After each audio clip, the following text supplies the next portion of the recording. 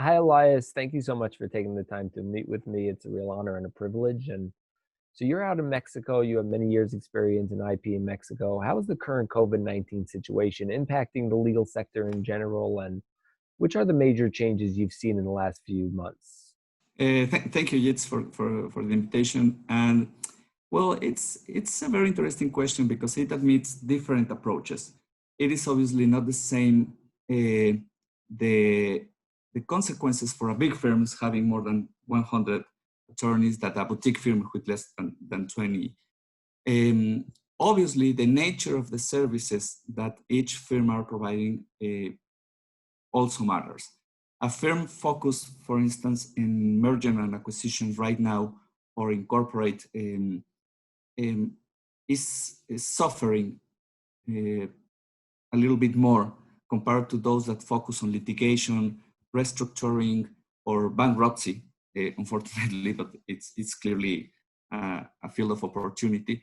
So in addition, you have to consider that Mexico legal tradition is very formalistic. A lot of authorities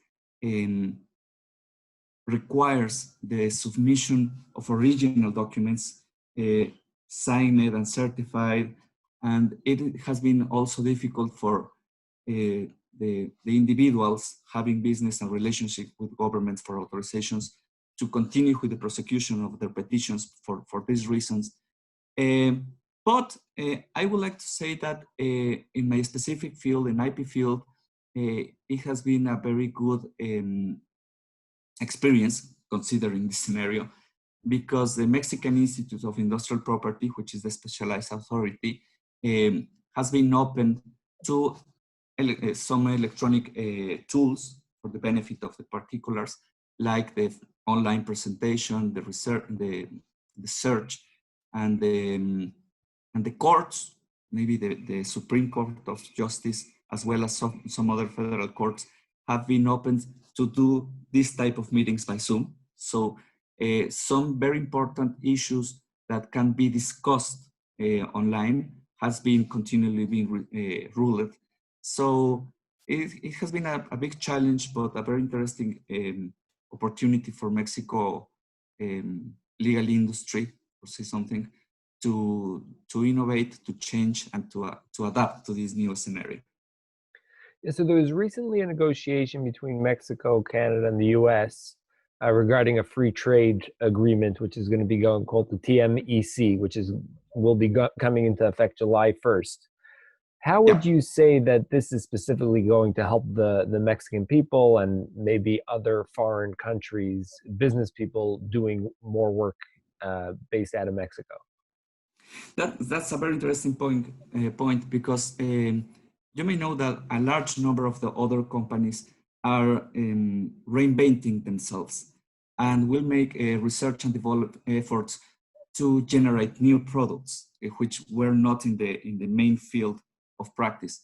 We are seeing now how companies from sectors that are not traditionally associated with health or the academia are concentrating their efforts and the creativity into producing solutions, technologies, and tools in this context.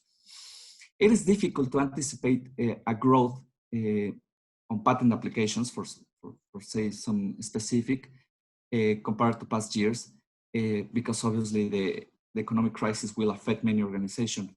But I think that this new approach of the companies to be open-minded to new fields and to new practices will help the interaction between the three countries, and this new free trade agreement will help the exchange of economic and innovation experiences. Is this from your experience? Has this been in the Mexican people? Are they feeling much more positive about their future based on this trade deal? Yes, I think that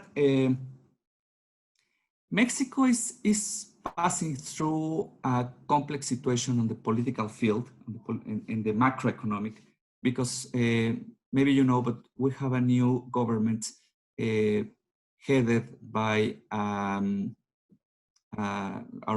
current president has a political idea a little bit different than the previous one. So obviously the change may create some kind of doubts on the companies in this transition period, but it is clear that this new free trade agreement will help considerably, because it is establishing the current basis for a strong economy and to strengthen the legal structure of the courts and the law, and in general of the enforcement of the real legal frame. So I think that it will be very, very helpful in the following 3 or 4 years. We can see the results of this new change of our habits and revitalization of our legal practices. So Eliza, are you saying that over here there may be some growing pains for the people it takes time to adjust to a new philosophy, a new way of doing things, but moving forward this can be extremely beneficial for Mexico and commerce and the economy there? Absolutely. I'm sure that no one was up for a challenge of this magnitude, but facing surprise and shock, there are different approaches. A sector that did not renew their technological approach and capacitation to the team of people working for them, and other people that, which is the large number that are doing this new work with a new approach in an efficient grounds, really. So the curve of learning, I don't know how to specifically say, but the curve of learning will be overcome with more facility for these people. So I think we are facing a very good time for opportunities. Yeah, I mean, everything comes with hard work. Everything good comes out of hard work. So this actually is very exciting. So as a partner at Villa, you are a key player on the firm's patent litigation practice. How is the current situation impacting this line of work in particular? It's challenging. You may recall that prior to the 2009 recession, the in-house legal services in the companies were costly, were very large structures, and were not very questioned. So after this crisis 10 years ago, we were witness of a mechanism control and an accelerated process of change, where large companies focus on their efforts on lightening the weight of internal departments to give preference to contracting external services. But today, we are facing a new challenge where external service has ceased to be a priority for companies.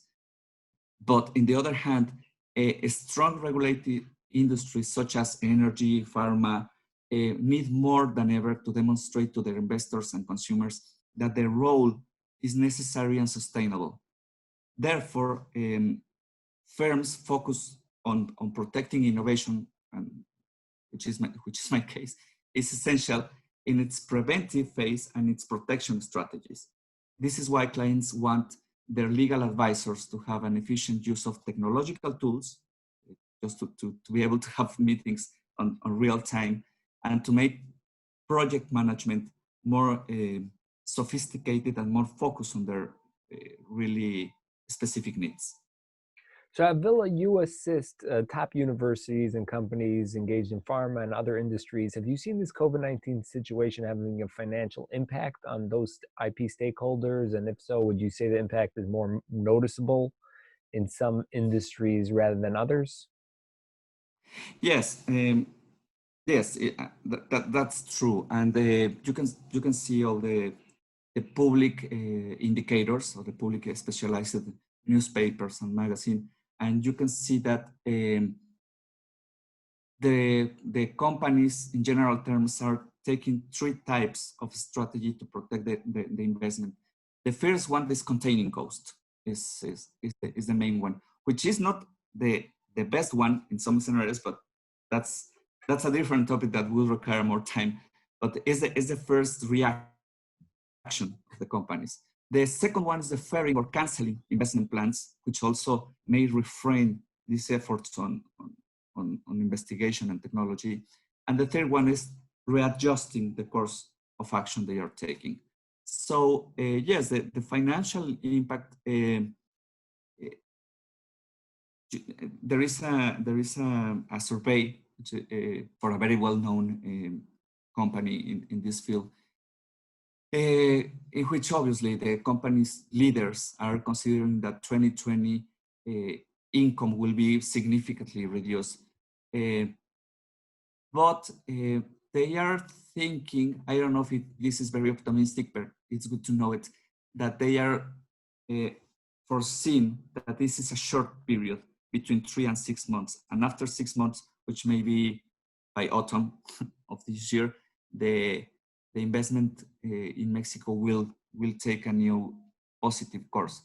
So let's see what happens. The information is running very fast, and for Mexico and for the North America region, the new free trade agreement will change a lot of things. So I'm very optimistic to think that although the bad indicators for this crisis are not very positive, the scenario and the grounds for new challenges and new results will be possibly obtained in the short term.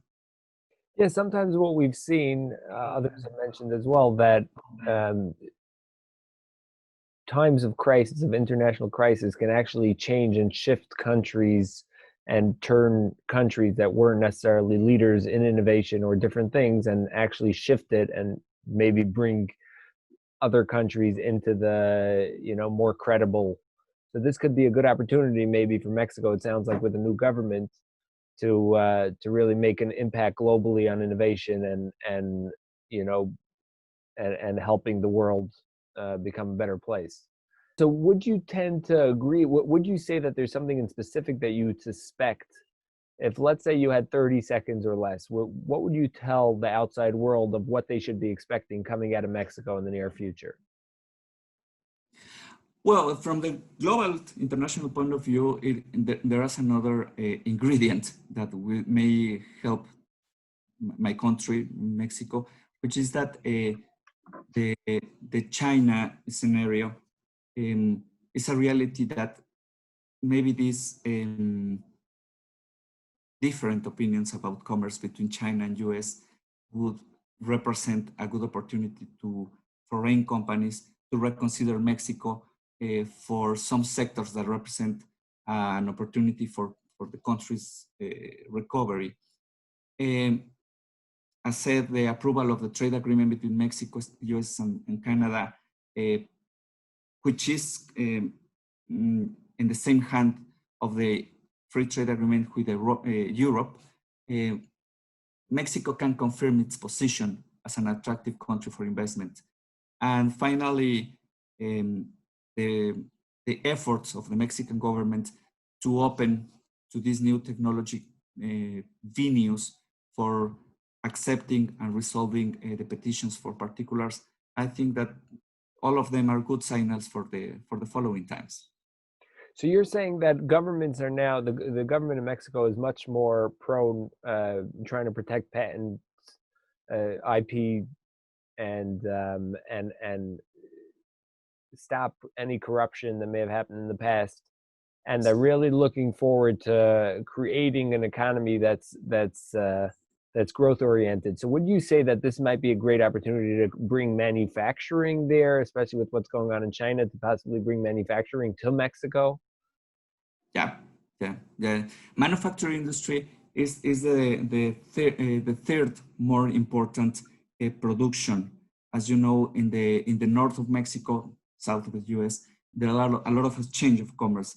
So there are a lot of advantages from distance, from tax point of view, and this may increase considerably.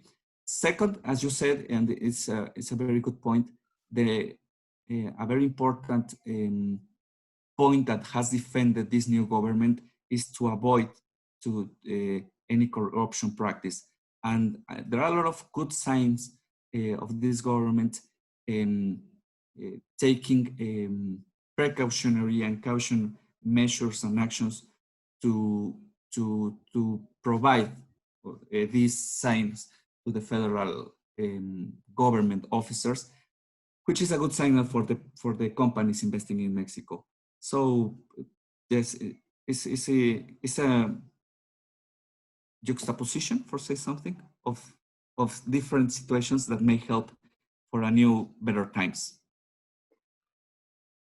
That sounds fantastic. So what would you say if you were trying to sell Mexico and you're talking to corporations around the world that may be looking for different manufacturing opportunities and places to go? How would you pitch them to say, hey, come to Mexico, you'll be safe here and you'll be able to get a great product. We have a great team of professionals doing working, a great workforce, as well as a government that's protecting you. How would you pitch it to them? Well, it's clear that we are in a time where consumption habits of the consumers and the new business models are changing. And Mexico is a modern country that is fastly adapting to this type of changes. The acceleration of the digital transformation of the companies and the legal services is a very important point to find a new and better ways to understanding and satisfying this type of companies. So you may find a lot of quick and efficient responses to their needs on investment and enforcement right now in Mexico.